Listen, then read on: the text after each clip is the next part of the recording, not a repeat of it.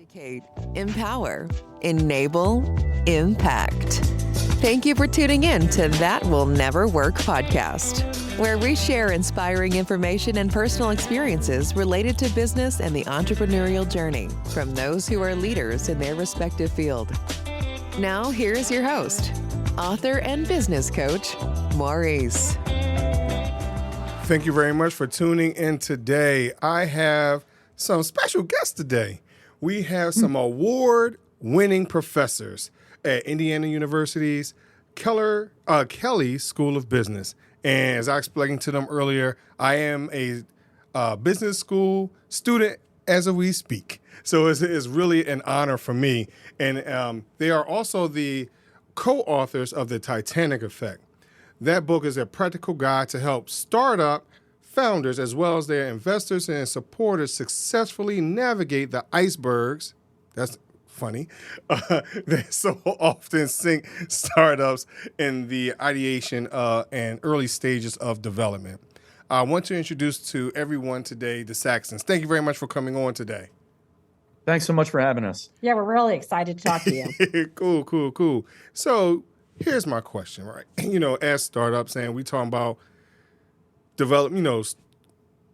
getting off the ground, if you will. What are some things that you've come across where people are really uncertain about in starting up their organization? So there are a few different elements to it. And what we try and do in the book and kind of our framework says there are basically four categories that cause difficulties, right? Mm-hmm. And you don't want to say just that will never work, right? The title and, throw in the towel. It won't work because of some reasons. And there are some patterns of things that have happened to other startups that we can all learn from to say, okay, but if I do this, it can work. And those tend to fall in these kind of four different buckets that we talk about. And one is the human piece, the people, right? Like who you start the company with, how you allocate equity, if that's appropriate. Do you want to bring on investors and when? How do you build the team and start, hiring your first employees, et cetera? So that's the human side. And then there's the technical side, particularly if you're more of a technology company. How do you actually build it? How do you get to that? Your audience is probably familiar with the MVP, that minimally viable product, something that you can build and somebody can actually use. Hopefully you can even charge for, but it doesn't cost you a couple $100,000 to get there. Right. And how do you systematically do that? And then the third one is the marketing ocean. I'm a marketing professor, so I get to talk about that, right? And that's like there are a lot of uncertainties there. Does anybody want this? What does it have to do for me to be willing to pay for it? And then how do I actually get people to find out about it? It's a really tough problem that, and probably the biggest place where new businesses and startups struggle is in the marketing side, which is an unmet market need. Can you identify an unmet market need? It's the number one predictor of new product success too. Hey, guess what? We don't want same old. We want something that fixes a problem that we have. Right. And then the last one we talk about is strategy. It's like, how do you bring these things together, or do you? We see a lot of startups where they're out selling, sell, ain't got a product, but we sold a lot of nothing, Or, let's build a product, perfect product. Does anybody want it? Well, we don't know, Or that those two things are happening, but there's no money, right? You have to have the three things come together in order for a new business to excel. So talking about the human side and just personal interactions and relationships, how would you encourage someone that may be an introvert? Because sometimes it's hard for us to get over that hurdle. So how would you encourage someone that might be an introvert? So that's a great question. And I think a lot of the best entrepreneurs are more introverted. The salespeople are the extroverted ones. They want to be out there. They're on front. They're so far in front of the idea and the product that they haven't even built anything. That's kind of the problem Kim was talking about. And the challenge for the introvert is to kind of get out of the building, get out of your basement, your garage, your dorm room, the library, because you have to talk to people. Right. And if that is very uncomfortable for you, it might be a good idea to bring on a co-founder that is more comfortable with those kinds of interactions, but somebody that you still trust. And I would say that's one of the biggest on the human side that we see is that self-awareness on the part of the founder, the entrepreneur, that they know what they're good at, they know what they're comfortable with, but they also know what they're not good at and what they're not comfortable with, and they're willing to build those capabilities through other people and not try and do everything themselves. So go ahead. I just want to throw in there, like the thing we get most excited about when we talk with startups, and we do advise quite a number of startups, is when they've sold their first product to a stranger. Yes, most definitely. What a great feeling that is, right? Yes, it is, most definitely. So in talking about being a human and society, and you talk about marketing, sometimes people think, hey, you know what, I'm going to get behind this camera and sell maybe something online or whatever it is. They don't understand sometimes that that's not marketing 100% of the time, right? So can you explain a little bit more about marketing and just explain a little bit more about marketing. Yeah. I'll try a first example. And if that doesn't work, I have a second example, because this is one of my pet peeves, you might imagine. I think just getting in front of the video, that's a great sales, right? So you have to differentiate sales from marketing. And so here's one of my examples. I just working with a startup, and they have some data back, and it shows that, people are overall not that satisfied with their product. They did a net promoter score, and it's not that great. And so we looked at, well, why are you using them? And so only like 25% of people are using them for the main reason they think they should be used, right? So they have a marketing message on their website, right? And if we look at that marketing message, it's only like about 30% or so of people recognize that marketing message. And guess what? Those people are satisfied. Right. And all the rest of them are unhappy. So this is where marketing is useful. And it's even better if sales and marketing are aligned, that the salespeople are selling the product for what, marketing says it's actually good for, because you're training customers, you build their expectations, and then the product does what they were expecting, and then they're happy. So I always think of like marketing as like tilling the soil, putting the fertilizer on, right? And then sales is like the sunshine. Like, you got to get some light on it too, right? We need the two pieces. But, if you get a bunch of sun and you don't have the right ground, then, nothing really works. So the other example I always like to give is we live on a cove, and we needed to do some work on the cove. And somebody had to go around and get people to sign up and agree to do it. So of course I raised my hand, and I'm going door to door, and it takes me the first one was 20 minutes. The second one, I got it down to 17, but my average was only 15 minutes. Wow. Okay. Thinking, if someone had done some marketing, right? And that was sales. If someone had alerted people about this problem, like with a newsletter or some ads or something, so that when I rang the doorbell, they're like, oh, I already heard about this and thought about it. But no, I had to start from ground zero and explain every single thing to them. So I had about an 80% conversion rate, but I needed to talk to 100 people. So you can imagine how long that took me. So how important is for someone to understand any type of data that comes in? Because a lot of times as entrepreneurs, we don't always look at that, So how important is that for someone that's just starting out? Yeah, everybody hates to look at the data, and it's really important. And we even look at the data on our website. I'll tell you a story about that. But I mean, look at your website data. One company I worked with, the page that was visited the most took 6 clicks to get to. Okay. Wow. What if you put that on the first page? Right? And the average amount of time spent with it was 4 minutes. Right. I mean, you got somebody's attention for 4 minutes. Why make them click 6 times, right? Where you just put it up at the start. Wouldn't that be awesome?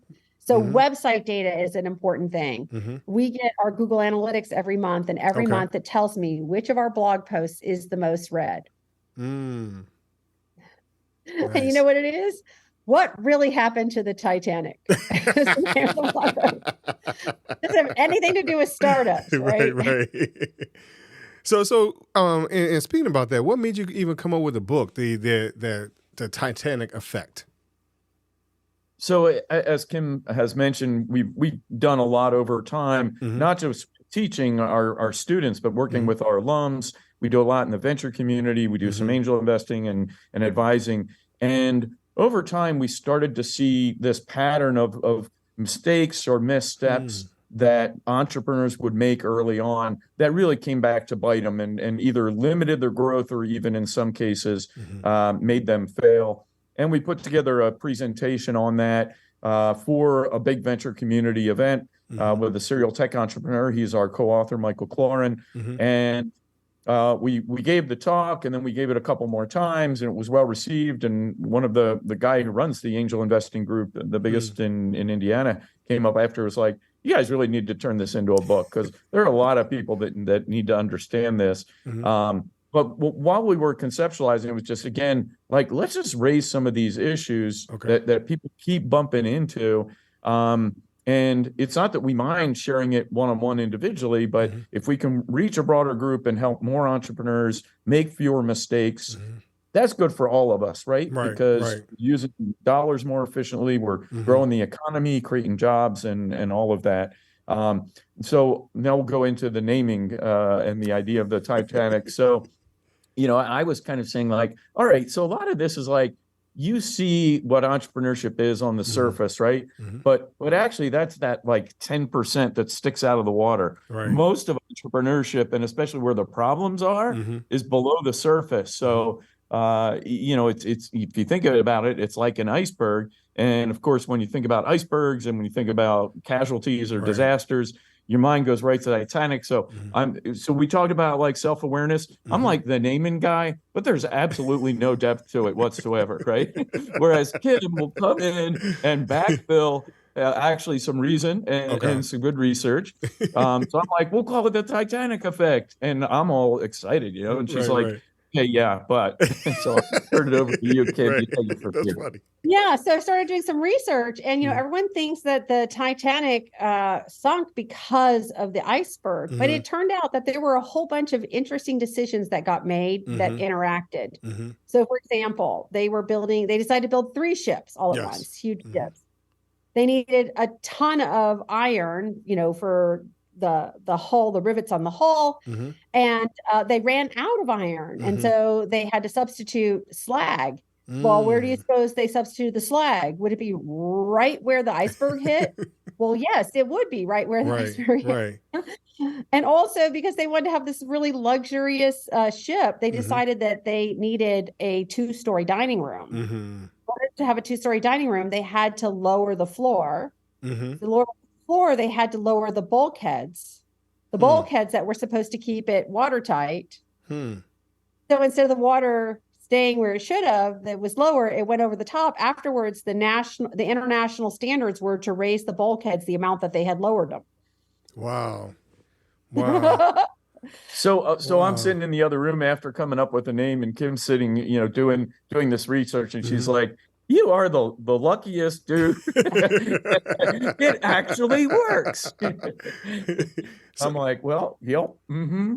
So in there, what I'm listening to, right? Because of all the information that you're giving, the small details makes a difference that actually sunk the Titanic. So correct. And so what happens is that we as entrepreneurs, sometimes we miss some of the finer details. So how much of this should we take on ourselves versus maybe outsourcing, or as you said, bringing in a co-founder, whatever it might be. How important is that for us and how soon should we get to that point of understanding, hey, we can't do this all by ourselves. We need to bring on someone else. Yeah. So in the book, we lay out like 32 issues that we've seen that startups deal with, where it feels like it's a minor choice, but actually it's a choice that could have major implications. And we talk through the implications and what you can do to sort of mitigate this. I mean, we sort of think of it as those choices have you take on debt, just like you were, going to buy a house with a mortgage or whatever. Well, you have to take on debt to grow because you don't know what's coming. Right. But you also have to keep track of it. And what happens is people forget, like somebody forgot they lowered the floor and that meant the bulkhead. So they didn't think about, this other thing. And it's the interaction of these things that are the things that cause the problem. So it's in part sort of recognizing, like some people use our book as sort of a way to inventory. We have a way of inventorying the risks, uncertainties you've already taken on. And then they monitor them and they say, okay, we know we have a problem here. We have to watch this and see what happens. It's back to that data. What we put the app out there. Well, what happens if people use it once and stop? Or what happens if they use it for a month and stop, right? And so, app usage is really poor after 3 months. So how do you have the data to tell you, oh, wait, is this uncertainty that we made a choice about actually coming back to bite us?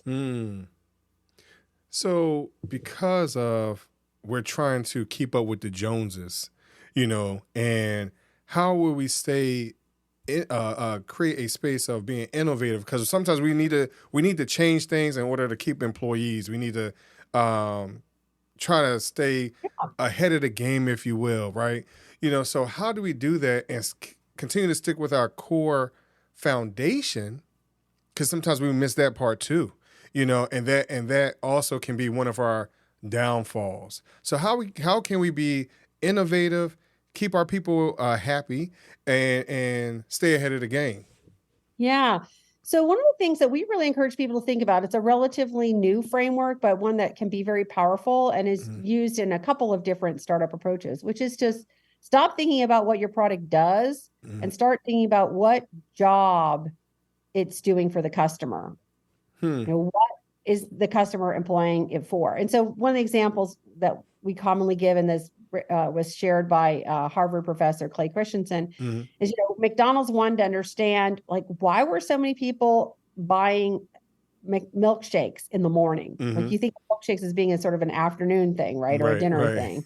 But they had a huge number of sales of milkshakes in the morning. And it turns out that the job this milkshake was doing was keeping people from being bored on their commute, right? So they're slowly eating, but they need something that takes time. If you eat a candy bar, you feel guilty. If you eat a bagel and cream cheese, it's a mess. You can't drive, right? So really thinking about, well, what are people trying to accomplish? I mean, when they've given up money, they've hired you. What have they hired this product to do?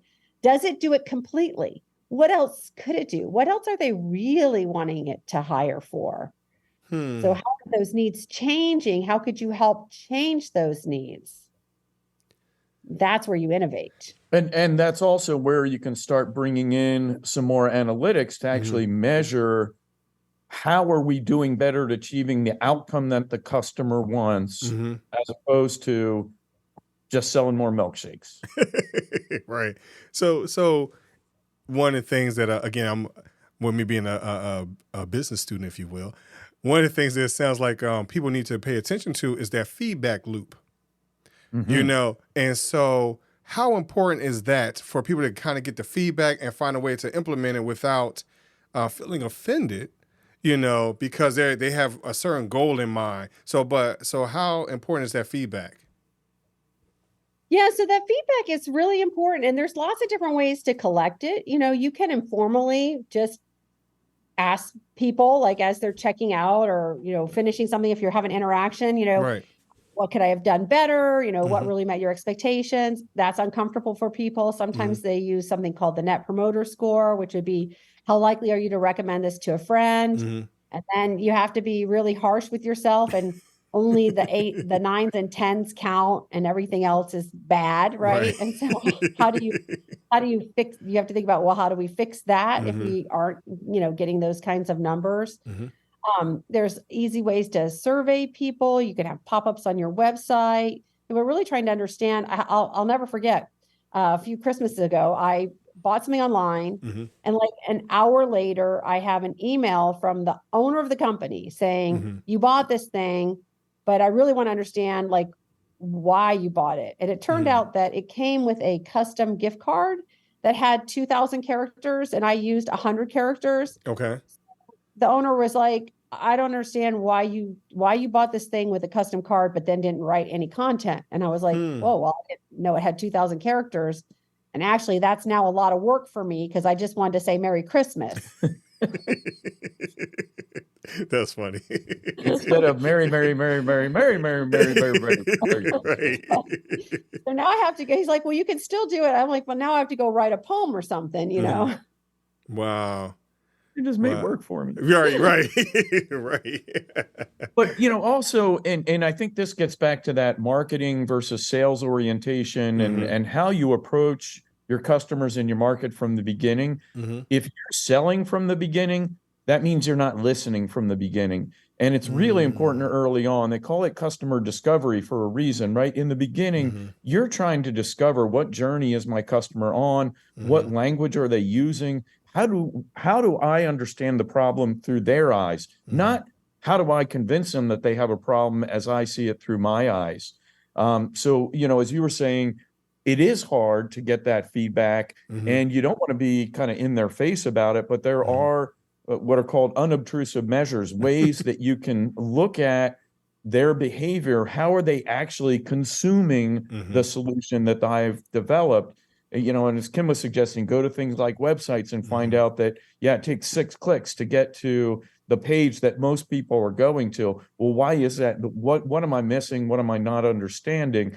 And that's more about asking the right questions and being a good listener, as opposed to a lot of entrepreneurs who are, again, out there, from the beginning trying to sell something and trying to convince the world that their solution is right to fix the problem that they're trying to address. And sometimes the biggest challenge is stepping back and listening as opposed to having that, kind of face forward approach. The contact us button is so helpful. I can think of a number of instances. Like I can remember one, I was like looking at a product and I couldn't quite figure out something. So I wrote a question in and I get this email back and the guy says, can I call you? Like, will you give me your phone number? I'm like, wow, how hard was that? And so he calls me and he's like wanting to know, well, why are you asking this question? I'm like, well, here's what my concerns are. And he like pulls up Google Earth and looks at my house and tells me all the reason why that shouldn't be a concern. I'm like, okay. Well, also, I gave him my address, right? And he answered all my questions. And of course, I bought immediately because he was actually listening. And so if I had those kind of questions, right? Other people have those kind of questions. Those become FAQs. Wow. That's something to consider. That's something to think about. I hope all you that are listening today, that you're listening to some of these gems that they're dropping with us today, and because our time is short, please let everyone know where they can continue to get these gems from you. Absolutely. Well, we are at Indiana University, so you can always reach us that way, Kim and Todd Saxton, or our website for our book is the TitanicEffect.com. And people do email us, contact us there, and we do talk to them. So feel free to do that. That's cool. So before I let you go, I would like both of you to answer this question individually, right? Is my would you rather question. Would you rather choose 3 doors or a fork in the road? 3 doors. And why the 3 doors? Because I might get hit if I'm going after a fork in the road. Wow. How about yourself? I don't like either of those because, as it turns out, we've discovered I have a low tolerance for uncertainty. So 3 is just way too many for me. So I'd probably take the fork in the road. Okay. But I would do it real slow to make sure I didn't get someplace bad. That's funny. A lot of people have been choosing the fork because they want to see, down the road, or they want to look at the footprints on the street, to kind of see the road less traveled, if you will. There you go. But thank you very much for coming on today. I appreciate it. I thank for all the information that was given. All right. We appreciate it too. Good to talk to you. Cool. Thank you very much. And Good continue luck to with listen. your educational journey. They're lucky to have you. Thank you very much. Thank you very much. And everyone, please look up Indiana University. Go take the class. I'm pretty sure you'll enjoy it. Thank you very much for listening to That Will Never Work.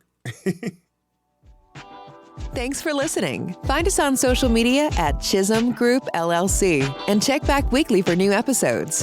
Until next time, that will never work, or will it?